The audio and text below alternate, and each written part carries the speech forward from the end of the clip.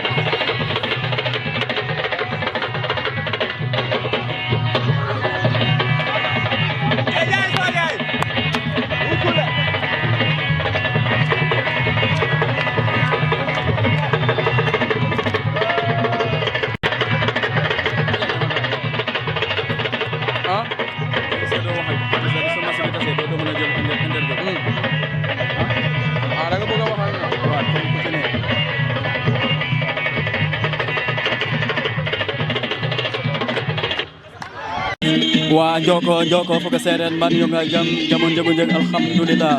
wa xane koy jega day ko mak ndak bi data fogo seren xane no esad maris anona te refu stade municipal maris ingara xane mbogan fu journée ne anona te kullu seren a organiser o te ref kon mas gala konto artiste serer e tiktoker serer te ref ka anona ka im ñom bug je soxla no lam ka ref ka anona reconnaissance ne ka mayte connaissance ne aussi ka ref te ref retrouvaille serer i ngarte xane mbog ten yono fo doom ya ino leng te moƴelo an at jodang o leng présenter ka no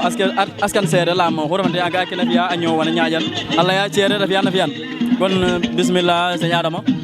waaw naka mo ñebe na ziara no paax paax jega no lay mak kontaan na nuun lay akene len ngeen waxe amusa en tant que ndero kino bugum o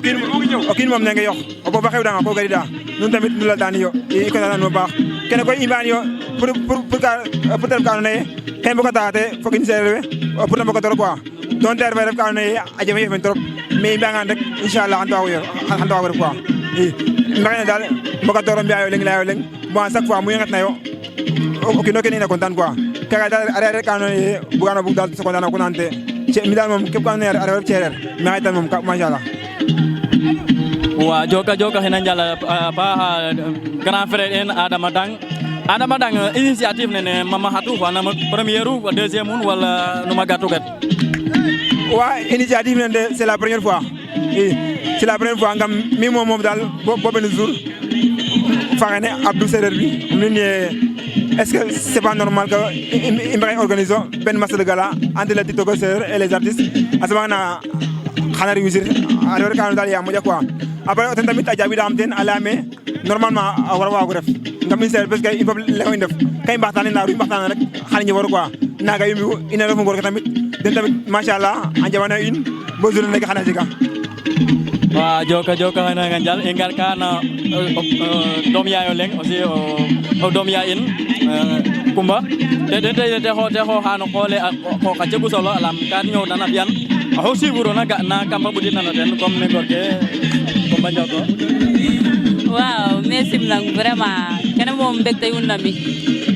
parce que le fait que nous programme kene ka ref ka connaissance na in quoi in duyi ando parce que in fop sereer i ndefu ka ref ka felna nami miram ga an man TikTok ne xeñana mi ka fola fol moni wayimo comprendre ça bilaay walaay mais yal sam ta jofo paam quoi yal sam ta jofo paam ndege kene nam la gatano ke ndax ke joplu lena de abera njorto wala comme nama wadu fo lam garami so bo on kanata ka o yo wek de est ce que ko ma meray football wala non kene mom nice instant o appelay mom non ni mom meram football depuis ram janga bo ndiki kam football ek bo neke waaw meranu mom vraiment wa kon joka njala hen fo panan nga ne ko anda cere ne kene mbam ndewne andona ko e wete andef serer te ajekna te nyaani tano wala kene fa cioxka den comme conseil non comme ça i mbokato rek ndef leng parce que in tout sereer i ndefu te mom wade koor fa taw in fop leng i ndefu i mbokato rek mboga yaay fa fap quoi ten xubu importance ok wa ja indak bidata henda yona te fu jambar leng kente présenter lam tige mom kanata ane serer la ñew ceereerum njoko njalo fogole serer fop ma xesim nanu o kino gonum fono simangolum mojo andel no Star Fashion le jeune tailleur du peuple nak vraiment ref tailleur kam TikTok fe ñewdata tamit lal taccio san serer kam fe aha wa initiative ne xane comme naga to ga ide xane mom kene ka def première ke wala deuxième ke wala aussi mi cerer aref kene na anona langna anona ka def na anona parce que o xulay ne cerer rek ne jombo bula xane ngat na xane na ngas fanjal pour andir xalay ka de pour vraiment ya nga jeg teno day so rafetlo ha tamit sitia ne dam bi te na de programme tuna parce que ka mos ke fop o mbiya nayo in tamit in serer in defu in jega droit mbiya len kutke comme fop dal kaga dal ga am ten me rafetlo an trop vraiment jega o da nun tamit gidma nun to voilà vraiment joka njal na paxa pa ay ca joka njal le jeune tailleur du peuple merci beaucoup ay ca indak wi daxin ka yona hena fu groupe re andona la wagam le adom day di jasara ko xane ngata hen no stade ne xage lam tere journée na andona journée mas gala yon contre serer artiste serer pour tiktoker serer ngate fu groupe les deux yo fo ménager den ay joka grand frère Aliou Ndiaye te gate de lay ne gate na besane fu initiative ne pour nam tewat waaw assalamualaikum mbokk seereer mi simna nuun ziara nuun diga dan contentement ziara fop diga nuun dayin maxine besane xaye meke no Sacré-Cœur vraiment goye organiser ne mosa trop a jega solo machallah defat men fa DJ Sarr simnan fu cameraman ke da yonit nam fa Jabay fa Edouard mosa fo nak xaye gare am ka jeg tardement ziara fop ande te lay contane te dal wa joka hindana njala pa hapa la comme mose funi fane garer na wa investim nango passage la andame o ha manga me xelum remeke la ma serero hanyo wa jere fi ana layan gol ingari de ngami ne sobe no merka yan ka tardement waye nyak no domi adama gon benen la jon kene adano yal samro ko yalla vite vadite gon yon ka na Jabay fana no na tenit ka ref no groupe re hanyo wona fi ana layan waaw salaamaaleykum mbokki téléspectateurs yi simna waa Paco TV fop rawatina DJ Sarr fo cameraman kontaan naa no initiative ne wax dëgg vraiment mosay xaye refange maxi de galant sax in sereer in fop leng i ndefu quoi kon déjà i ndajale nga xoox in mene tiktokeur fo artiste vraiment rafetluwa num a refay ka mosna i kontaan i ngar mene xaye soɓaat mene DJ Sarr tamit nawle in vraiment ke fi'a mosay kontaan na paax na déplacement ne layanga ye keke i njega ten o ɗaayo paax i ndic wero ten dara vraiment i kontaan na vraiment ay ca joka njala nuun kon comme nen laytuna lay rek lam xane DJ Sarr moom ku o kiin a fi'an no cereer a layan a fi'an a ñoowan te ref fop cereer o xooyaam o ga'aam ga'iram andi xeles ra kam aussi ngoor lakas ke andoona we kam TikTok ne wala te ñoowa o cereer am lem no aar ne te a jeg na na ñoowtida no comme xa conseil ka wa ngoor lakas ke ndefna yoon tiye laya den vraiment ke te mbi'aayo o mosa parce que a mosel fo mbokatoor ten tax to nguro in mene in fop i nget xaye reɗang ka jeg naan manam juuyo wala diyo kon peut être waye xet nda instant kene vraiment i content we den a mosay in fop leng i ndefu quoi parce que sereer rek ñoru in ten ɓelu in to ka i mbi'an laya kino kiin no coté nu fi'tan lay tan koy in way content nano wo vraiment ñananango ten ku bugona ten roga yalla ci'ongo ten quoi vraiment wa joka njala xina nuun a paax a paax lam ga'aam ye ñoow nuun ken ñoowaan kene ke waye inoranga mana ke coox nuun taktoor comme programme ne andoona nu mbi'ani me penalty ne ga'an mi de sa waay ga'inum ane Jabay a no Jabay anam ka so koy pa ta passé ka so koy ga garabu dino mais vraiment a liggéey xam nga anam ko bay ke menum na sa xoso menum na moy lolu mais vraiment bek am bi goyle orzo yin ka ñoxama yo nda koy jege problème arbitre yaqanam bek am bek kay ay ca joka njal kon joka njal i ndak wi dal ay ca joka njal xina nuun yona xina te fo wa andoona maaga ndef na mi cereer a ndef na mi xa doom ndey ta ndef na mi a ñoowan a layan a mbi'an bo i ngarid xane lam c'est la première fois xet fa nuun xane te ref ka andoona ka ñoow no bes cereer um layka lam refate artiste contre tiktoker lam cereer fop waro mbeg no journée nene andoona xane ka i njegin te ref journée spéciale i ngar soɓiido nuun mene fo fop aca i yoon ka nuun fa nuun na Maya Kama refa xa andoona présenter atan no askan sereer i ngaƴin fa nuun te simnir fa nuun mais simna nuun sereer fop simna fop waaw simnam fop daal ndiig besane nam ga'tano besane daal a mosay ndiig xala we andoona a mbugɗa ngar te ngari wala we andoona a ngari ngar no xom te a ndef sereer a ñoowan comme in we ndef ne sereer te ngariido rek ina mbi'atna no bogongo bes lakas boog fata ngariido waaw comme te ref te ka andoona bes a nene comme ñaata jour o bugo te jega no semaine ne no 1 an no mois wala mbay mbi'a no soxo ngool rek sako ngol te ɗeeto te besana andoona a mbaagano mbi' i continuer no wa i inoranga no o mak xooxood in te ref ka Sister Maya Kama ka i yoon ka fa la diva sereer te ndi te fi présentation wa simnama nuun fop nuun fogole sereer leyano jega moɗayo maak pour xat fa nuun meke xaye wa ndik besane xane initiative ne namte inoru fa aussi comme ñaxate we andoona ande a ngaƴa liggéey den a calel den fop a ngarid meke xane a ñoowan fo wa fela moom wax dëgg fa yàlla o ɗayo maak jegum ten parce que xaye déjà a jeg wa and naye mosimo ga'a den meke nga'arum fa den a jeg wa and naye ga'oogam den mais gidamo ga'a den trop bes feke fokata in i ngar meen xaye ngasa njala parce que keke soom i njegu meen ko o kiin jege dara ka refeer na o pogum damtangi o pogof it o xaƴin tam no pog no kiin rek te sereer ne ke i ndef na ten i njegu kon ga i mbaro ndam cereer ne ngimin ñoowanoyo kon xaye artiste sereer ka fo titegol sereer ka ndajalwanga pour meke xaye a mbi journée a mbul bala ngasa njala in way sante'atina roog o yaal a paax joka henda nun jala pa no tane hot na nun e mo mbi interview lam ka def ka anna min ho mi ñaan mi obuk num fi ga redu way bo imba go ngayir o fer fo lakra bo xat ma fa no wago le di waxay lam andam nun sur TikTok lam kam ga nu ñaan nan ñowano ka anane wax de fa la sibur na nun kam mabut gon rafaranga wo gada ma pede fa na piakana o ka ngonde est ce que waga jaw waaw tem no bino séeréer waaga mi kay waga jaw ngol waaw am jaw fop waga jaw fop waaw ceebu jën na jawte ceebu jën ka jaw si kan wam jaw fop daal wam jaw sax saay ko mi wam ma jaw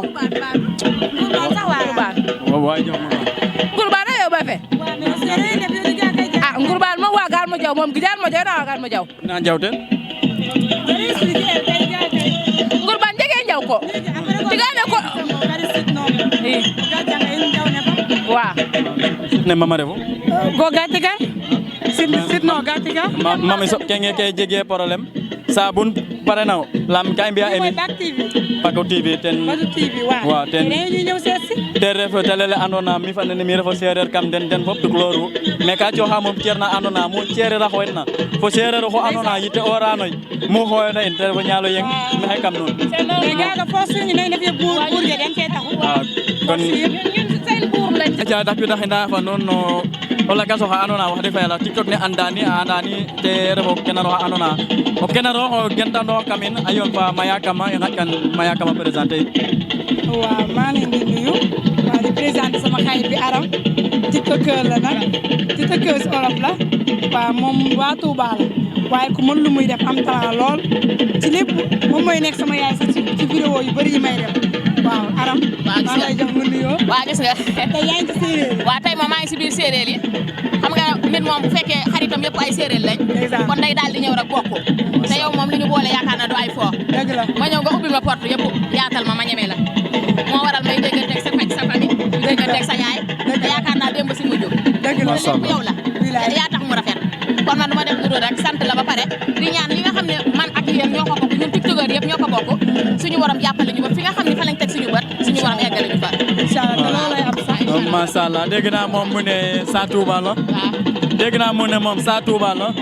Touba Mbacké ñun ñëw nañ màggal bi mais est-ce que berne Touba moom boo bëggee dégg dëgg moom berne fa la fekk baax fan la ci Touba dañ lay forcer sax man maa ngi jannatu jannatu ma xawa jannatu dañ lay forcer lekk bi sax naan la ñëwal nga lekk kon daal année prochaine waaw mën nañ préparer ñëw dalal seen ñëw leen ma dalal leen yaa nga wax de maa leen woo ñëw leen ma dalal leen saar yi mënuñ togg de lay wala am nga togg kat mayaa moom wóolu naa ko saa yi ma demee këram day togg masha Allah kon waaw bésu tey bi noonu noo ko gisee ak noo man ma wax dëgg yàlla moom defuma lu dul kontaan moom waaw kontaan rek parce que tey jii man ñun tiktokeur yi ñun amuñu dul lii rek lañ am sa morom xewle nga bàyyi sa yitte ñëwal ko parce que da ngay xool tey ñun bu ñu amoon tey loo xam ne suñuy soxlay bopp la bu ñu leen koy wele ñu tamit dañu bëgg ñoom tamit ñu dagg seen yitte ñëwal ñu kon ñun ñoom suñu yitte mooy seen yitte mooy suñu yitte kon defuñu dul daal kontaan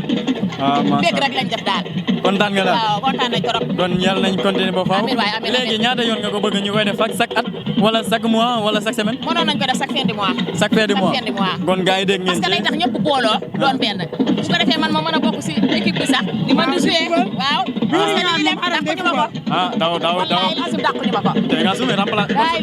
ko suba ngeen ne de bu mois bi di ñëw rek dañ koy def waaw incha allah rabbi ay jërëjëf rafet na kontaan nañ bu baax a baax ci bés bi ak ni ngeen teewee bàyyi seen yitte yëpp ndax ni dimanche dafa nekk jour boo xam ne dafa nekk jour bu compliqué li liggéey di ay bàyyi na fi dimanche li nelew di bëri mënulul dimanche lu bëri kon ku ba dagg sa liggéey arrêté say nelaw ñëw taxaw fii kon yaakaar naa amuñu sa fay wax dëgg yàlla yéen tamit amuñu seen fay ñun comme li ma waxoon rek laay waxaat kontaan nañ daal waaw jërëjëfati di la xaar màggal nag incha allah bés bu ngeen am su ngeen ma contacté ak fu mu mën a doon ci biir réew mi incha allah dañuy ñëw DJ Sarr nekk la fi doomu day la dama bëgg nga santal ma ko bu baax aw ma fayam barki yàlla Mayaka bu ma am daf may woo war na yàlla ma ñu billaay wallaay taala même bu am day bëgg ma bokk si macha allah non man moom gis naa ko ci TikTok bi muy def lu am solo même jaay yi muy jaay damay suivre mais xam naa yàlla mu ngi door a dugal ñu tase tey tay waay mu logre bene jonge say waay reta banda bo andogu roka ande na rewanogu nana ke baba lay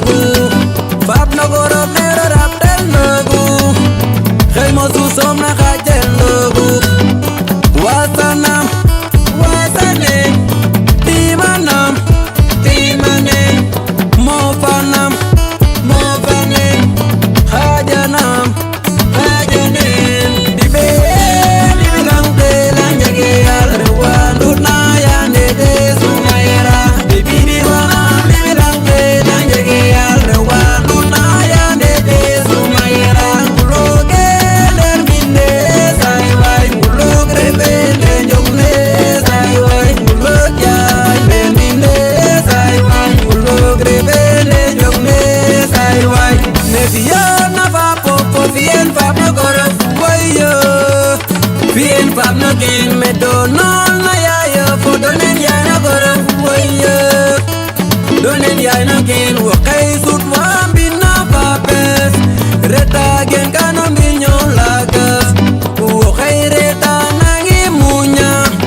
la mo munyo do mo ke do bine munyi gef ker barodet no kin no bager kan mo du so ma do wak ba wot no pin kan win wala jik ka moder di be di lang pe lang jage ya rewa do na ya ne de so maira bibi di wana di lang pe lang jage ya rewa do na ya ne de so maira bulo ke ler minde sai wai bulo trepe de jongle sai wai bulo ya de minde sai wai bulo trepe de jongle sai wai man Big Beto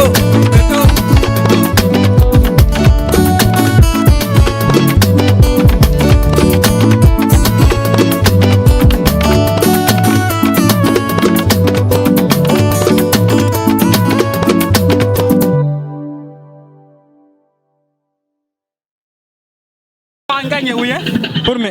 Ano kam gade kan lamet mana? Anda inwe me. Ngor kem ngor no artis. Le cameraman. Apa bati ko? Nunu ganye. Ngor na gile rek. Dia bola def Le camera le cameraman ho ta janganan kene. Dedi. Oti kene. Le gawen kay ngadi première mi-temps e xawaden 2-0. Da ga football fa in football no dof. We kene ange artiste ani mara def kan na adna kene jaala ndaxam. Ko sa asa ko bal das on ma ndo pion. Est-ce que yene? Yenim. Weke mbale yo de deres gay xawaden 2-0 dangaram bu ko mbara ino to koy baga. Rew i football to ha rew sa. I mote yo rew so ko ne uy. Ko be hana mote o hana. Hana mo hana ala kaso wa hana moten garidi prof ala pi garidi gor bo rew den balo go yo fa artiste kay xawaden yo danga nya in gano oye ko to wala mo su balo hala kaso Aja bismillah. Fapte on gondre fu simangolole. Awasen sur TikTok. C'est TikTok Awasen. Oui. Natif présentation andolam en fait wala kala. Ngata fo mago andolam di saro la fo wagano an sur TikTok. Wala andi no media la kam nek. Oga c'est la première fois j'espère que ngata ne. Bon besane xane initiative ne Allah yaate. Aw Ismaïla Sall lañ gëna xamé. Appel dal. Initiative nan besane xane fo ñew tano na gatano. Appel dal. Est-ce kan gagné ando? Okay. Kan gagné lo? Mais benen yoon. Score? 5-3. 5-3. Mais taw hanum ready ro no? O di sole est-ce que haya? Mayo kay. Gena hiwa nunga no rew dikwene gambul bale baoñ ambul bala bo gorden da def ka moteur le anganya den kene mo tanam kene est-ce que am waga to jas fo keke gay otew kene no otew dande wani na nganyan neke non est-ce que yeno den gasole est-ce que yeno gasole awuden mi suñu gaso bi est-ce que dalu 5-0 yo awuden adi jokaga 5-0 kene taw ngor ane gaso ka yeno gu rek Kumba na gato besane kene moom vraiment moom refee dat moom góor yàlla pod ne ambul bala fu du rew am yaden kene moom normal moom vraiment mais kanda est-ce que nen jangna xane adoma dum de non vraiment adomay moom mais anda rek mooy loolu quoi adoy war dal kon e cingo sa way o ten fana ana kuda hinda te fo grand ino leng ala anona ande koy wax de fa yalla i présenter katero ne TikTok internet réseaux sociaux ki dal lam hane besane bi refate bes tiktoker wala bes artiste mais bes serero lam serer xatme i ñowin bi an ranga fo ndik bondik fanene wax de fa yalla te def na ngasa jala ndik i ngata fo grand interfi présentation o tenox an fo nama yegtu besane xane waaw merci mina fop ko jega o dayo mak événement le xaye e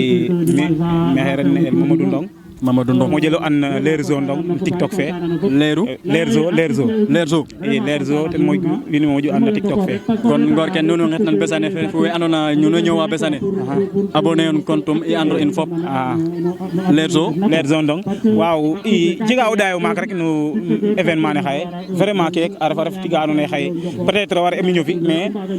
yakarame a ci fatak ne so bandorano fofi comme a jega ne xaye i contente na paaxa te ref tiga andona mobilisation sereer a ref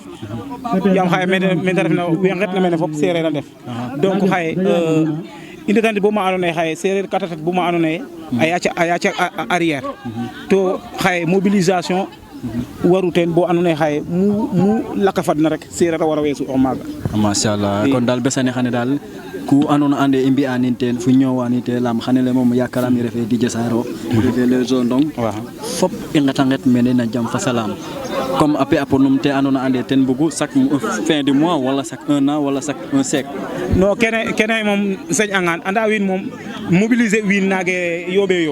mais i sañ angan xaye mais ma refange chaque mois it chaque 3 mois wala chaque 6 mois ta jeg machallah yaam xaye a refa ref tiga andona yee xaye bien vrai que mbooloo ne a yaaca néew par rapport à la population séeréer mais comme ne i laytan rek ku ga'oona rek nu lenga a doxta xaye a ɓatange fi yakarame population ne mobilisation fe xana xup neke i bon dal kon mu kiina refna rek ino ngoyta ino fop i mobiliser ox ɓaato ndef mbokatiro ndef leŋ yo sereer te jofa paam yaam xaye vraiment sereer ka ret bama andoona yee ka arrière at yaam ka xeta fo kiin sax te leyonge o leyne xa refo te leyame a leyonge o sereer refu to nane sereer to tigaga ka ref ka ɗoma xama trop xaye ɗoma xam trop xaye ino sereer mu kiina o sereer a refna rek xa sereer andit jom fula fayda i ndetanit bo ma andoona yee xaye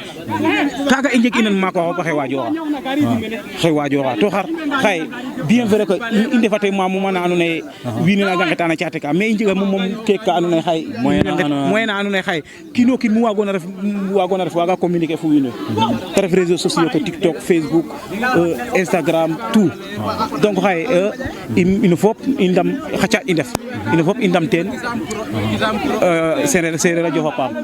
yakarame ino fop i mbi'anga rek o kiino kiin a atanga contribution of rek laye kene o kiin xoɓiid kiram te rek yakarame xana avancer gon joka njalaxin lam keke moom a mosa mos um sañang koy ka i njeg keke photo la andona photo spécial al photo retrouvaille en groupe mais est ce que ke ngeta waag ka def non xana waago ref inchallah i mbaga ngoy wowe rek i ngar mbi photo groupe inchallah kon joka ok jerejef waay poti wali l'enfant série de Thiadiaye xane no bes sereer ne andona ande ka i ñoowin xane no stade ne lam te ref ka fel na in fop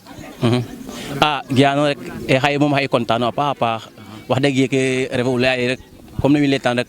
matar paax tu mbogee heure parce que ka njege content bu baax sax parce que ka fokata in we andro gen tu moƴ anda to ngas njal mbogo fap mbogo yaay we an en kërëf xane yaro adin wax dëgg vraiment nak wagim lay ti content ba baax na den ka njemok napp in moom wax dëgg yàlla ka njemok napp in a wara gen refe ndigil non ngañe ngañe ka ngañok in ana jeg wara jeg re normal est ce que ken refe comme gasson ne gare gasson de kan nama cam ge ma mbar giano refe mi dong de in ngor sereer in fop nek yo in ngor sereer kay xadam baten mana ben lay baten ndik besane dal dimanche validé wax kon dimanche validé mais ka ngala to ka TikTok den mat den ga xadi fogyo no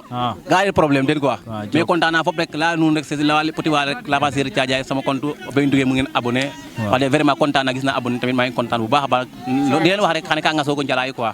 yaa ma gën a xam wax de content na trop wa joka njal Didier Sarr yon dun fa non na émission batra yif mena Paco TV kon i ngid ma hindang njoka nga njal no calel ke xajo na fu fop lam dimanche mom ke kala wadi kene ka tuute jeg doole calel tuute jeg doole a xaja mi a dimanche waaw nana o dan tuute jeg doole a xaja mi a soba mi a dimanche ku o dan yakan ke dimanche a ñaaj ku o jal dimanche a gara o noplu gon i njoka hindanga njal fan andona xaja calelo xajo danof garid no bes fe waaw content na nun tamit wax dëgg yo bermbe calelu no paax depuis rangare bo dik nu we laka ngota mbaxta bi ay fop wax dëgg la vraiment jité gele xañu content na nun dal yasam rek geke nu rat bo jig dool trop bo Sénégal fop aduna fop international trevin vraiment content bu baax baax na merci beaucoup joka njal wa jamba petit wali l'enfant série de Thiadiaye acha njoka njal hinda nun yona hinda te fo sister ino le ngaxin te dakwi data te fo bino sereer isobin kam sereer waxane lambisane mom refate bes tiktokers sereer wala artiste sereer ka defat sereer spécial dimanche validé i mbag no lay to i ngaƴ kan fa présenter eva nuun o ten ox an fo comme ref initiative no basane xane merci beaucoup je me présente mi wax Maymouna TikTok sim binte la princesse séeréer la princesse séeréer ouais mi xey gen bo ndondol ngodati rede non terasa es fierté es simna fogale fop non fop no xey ziaranu kontaan trop nak tan des na may la mashallah gon dal xane lene ngatane fa wote def ka xa anna on dono tegenu imbo gadatale ngada bawol lammi mo ma hagenta bo jurbel kon retrouvaille ni déjà a jega ka anona ande mi DJ Sarr garam me xane jega wa anona wa dam ñew bo kene an kima den comme bes fe xane xaga ote fu ko mo anona te o ñaaxate fu ke felo nga felte ki ga ona gate da an ciere la ñew wani me d'accord kontaan trop nak may lol tay mom dama kontaan xejre bu bay dal parce que je me suis rencontré avec mes amis mes sœurs mes princesses samay mag samay rek ñoom ñëpp ma kontaan way bëggee dee may lol tay mom dama bésu mbégte la daal waa ñi àndaat ak suñ beneen système bi nga xam ne moom dañ ko fee fekk muy ree rek ndax dafa mel ne xol bi moo sedd tey waaw yow ñuy bàyyi. salaamaaleykum maa leen di ziar tey dama kontaan moo tax may ree rek macha allah maa ngi fi dajeeg samay mbokk séeréer samay xarit samay am di jàmm moo tax ma kontaan di ree rek. ndika séeréer rek moom ka o ɓeka den no sakos ne wala nawatu yi non séeréer rekum laya ko kon lay toog te leer na ga to besane fo aussi sistele i ngenuna ten ref anum compte TikTok compte YouTube um wala sistele tiktokeral wala artiste um mi tiktoker refum séeréer refum tamit gondre Roqi Thiam c'est TikTok bug na abonné Roqi Thiam ref quoi kon nun séeréer yanga ñowa cereer mbi a cereer Roqi Thiam o xexe o andona koy séeréer a caforange wala o bugo ando xum ref Roqi Thiam rokin kontum ga kete fiya a begalan no askan séeréer besane xane moom na gatano fo ñowole ñowanona nama watu jega ten kontante rek kontana a paax jega ten o dayo maak machallah kontanam to parce que wega oguma rek fop ga ando meke xay machallah gon dal ñowanoy na ñowo felu wala andona wax deg fa yalla o leng la gatele xane besane fele non kontanam trop vraiment gon dal waxe cungata bes fala kaste programme no inchallah we ngarena am go ngarit wa il faut ciere ne wago mojo ñaaj ya mojo yaaj mojo yañ dal iska fubala non fubaliro hata fubaliro football wagi iska Roqi Thiam waga jaw ngurban bien sûr ngurban refo bino séeréer mama gentu Fatick o jaxaw sin ça dépend la njelem farba mi a Njaañ marché gentum tout près de Diourbel Lagnar aussi nomo ga to ga it comme andona ande lam DJ Sarr o genu fa non te refa xena fiya émission ba tayef e ngaje ten o lengit aussi ho andona ande disponible jour non disponible na inda wa contact ne xan mbi fo mbago mbaxtan fo mbi o interview in mbi o retrouvaille in no émission ba tayef na Paco TV kon anden li yene ñaaj ni jotaga vidéo le xani mbala xani tek non na cour par sacré andona fop kekam o ñewon fiyan inshallah kon joga hina nga jall tan na joga jall gem jiguma kadulem ciota mege rek moy ki bi rafet na bok geste buñu def ni parce que day gëna bolo ñepp parce que amna ño xam damay di gis sur TikTok te musuma len gis am ño xam dañuy gis Maya sur TikTok te musu len gis kon li ni dafa nek acte bu rafet même budul sax match bi rek war na di doon leneen ak leneen ñu continuer ko bañ ko arrêter te tamit bu mu nek entre TikTok séeréer kese man suma sañoon wolof yi sax bokku ci parce que nit ki boy def dara da ngay ñaan yalla doon international ñaano yalla séeréer kese di lay suivre da ngay ñaan yalla ñepp séeréer tukulo joola ñepp di lay suivre kon yoon la ñu boole ci TikToker wolof yi muy joola muy ku mënti doon ñepp ñu ngi leen di xaar te bu ñu defa benen mas bëgg nañ aussi TikToker wolof yi muy ñi nga xamantene xam nañ leen bëgg nañ leen contacter ñom ñu ñëw bu fekkee mas defuñu mas sax mais ñu inviter leen ñu ñëw genre que image bi day gëna dooleel bok ki turu séeréer wa loolu laa moom li may sànni.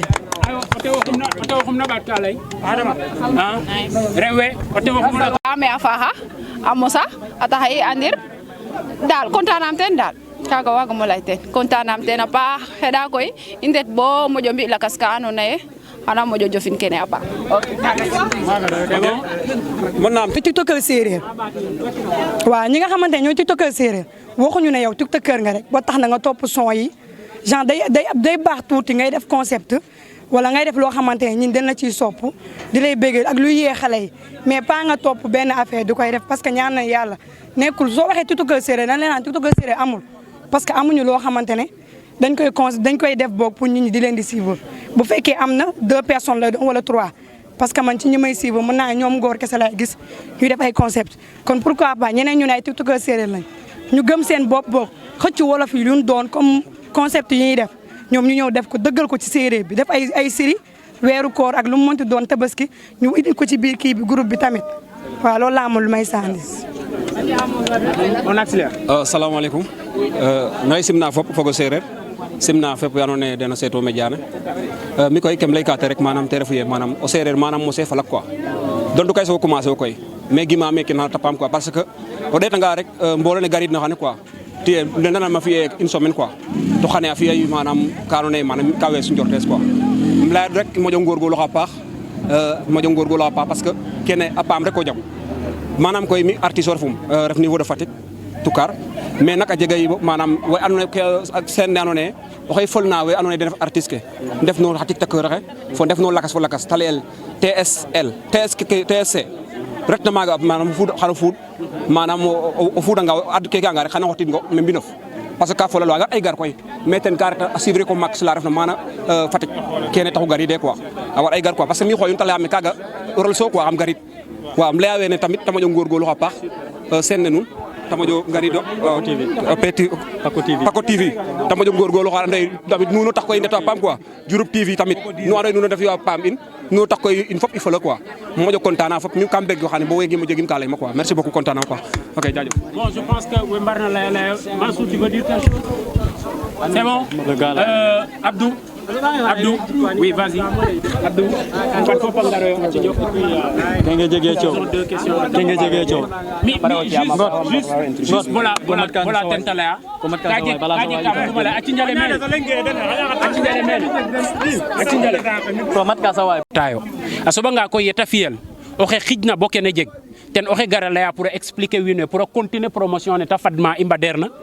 wiin we ndefa cinjale a laya mene fo mene image lakas a cooxta fog reer na fo ke reetna meeke parce que nuun fop nu mbecayo vous avez pris du plaisir to tona xij'angee ten plaisir fene i njegna xaye i njeg ko giran mi xëjna kam moof koogu mbines mi som fo o ɗof xene yoontuuma ta xijlaxam mais on a pris du plaisir ici on a pris du plaisir ensemble alors mi ke andoona yee tenum doxna in fop xa seereer xe andoona yee gen wan culture séeréer a ɓela in ten refu i ndamiroyo kene ta fi'a ka i mbarno puus teen parce que kaaga na tax ka ta continuer o jeg ana fi'anel interview in fop i ngara ci njum wena nga'an a ande in ka i ci'anooyo doole ta ande in fop mbogu teen in fop yoonu fo ten o lakasana fi'an o lakas naaga fo naaga ndaa a soɓanga ka i ngar rek oxu refna ɓaato ret kaaga sot e maxey encourager a fop a jega mayu wa andoona yee maxey ga'a den a jeg wa andoona yee kam binda fa den ndaa maye mais oxu refna na nuun oxe jega calel tegu solo ka andoona yee oxe fi'an no réseaux sociaux ke donc il faut i moƴo ndamiroyo il faut oxu inu nana in a fi'a tig rek ta ref no cosaan seereer i mbaago ndamtinoyo il faut aussi kene passer anga no groupe le oxu refna a moƴo ando kene no xara yo'nuwa a jega teen wa xetuma de no affaire sérigraphie il est où de Diofior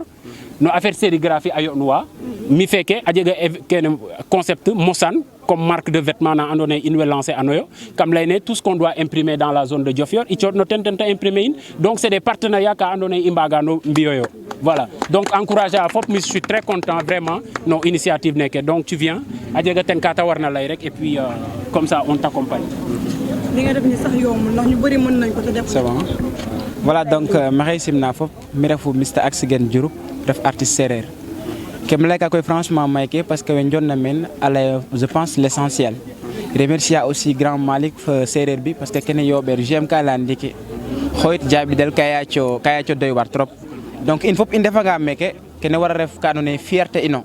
mi koy ke bugma te refu ba i ndaynin no match pourquoi pas i ngot rew we fo goor we mbokatoox no groupe leng mbi'in sax ka andoona yee association ref ka ndet bo andoona yee chaque année wala boog chaque 6 mois i mbi'an tour de famille i ndetanga exemple me mi'a xaye o fait i ndet ma séeréer bi laqa fet i ndet na ma grand Malick pourquoi pas i mbi'a kaaga parce que wolof ga de mbi'a kene tukulóor ga de mbi'an pourquoi ino séeréer i mbi'kiranoyo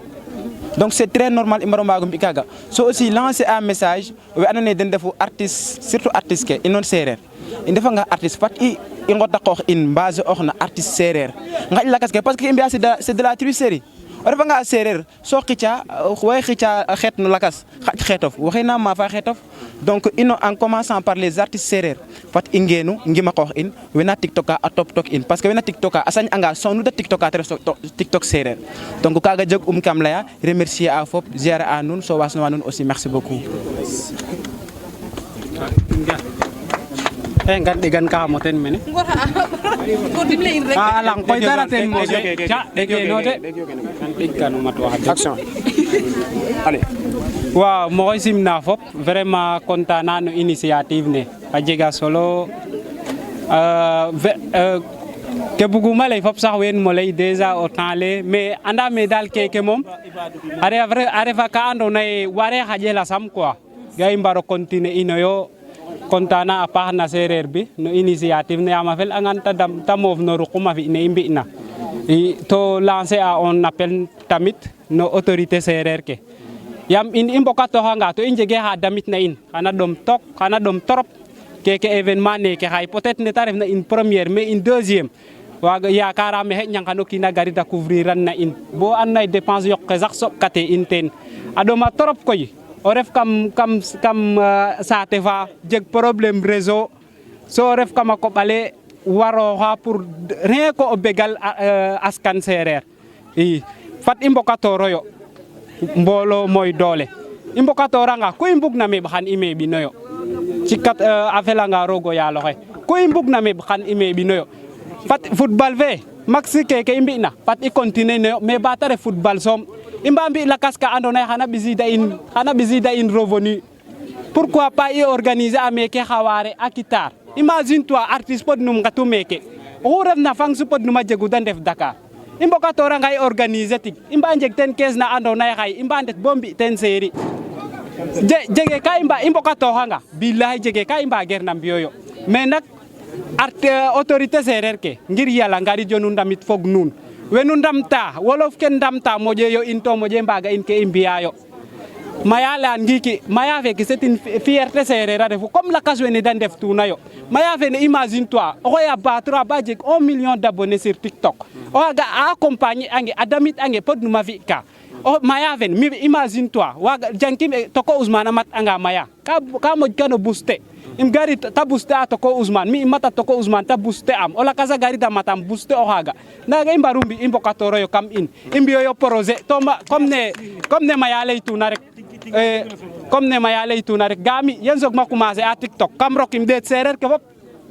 keke mbi'ayo a kima ngotayo ando parana na mbecayo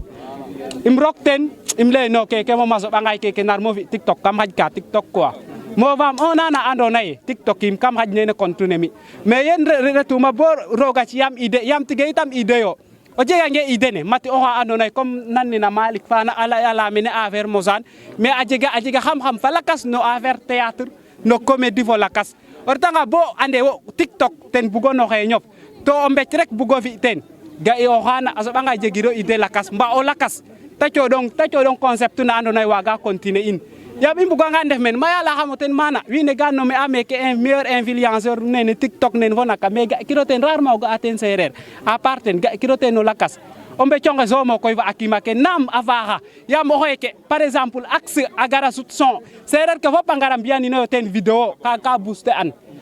mais a pare a fat i ndokoyo i njaloyo kaga waagu tax i njeg doole imagine toi xaye o leng na in mi fiyanum a parar im xoya mo joveni Jabay toko Ousmane fo ngor lakas da ngari i mbi'oyo série ndeb bien vrai que i mbera no continuer yaam moyen ke ndefe yo meen mais i mbokatoranga oxu refna a naq a deɓ bilahi jumle xana may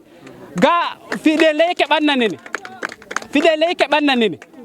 ba i mboj xa cuuɗ axe oxu refna fata ƴuf koɓala a refanga a kanga fo gis ka mba o siin sax o gar namtin fiɗele ka moƴ ka jof took mais ñuf ke muk fat i mbokatoroyo nu mbasanam merci beaucoup vraiment content nam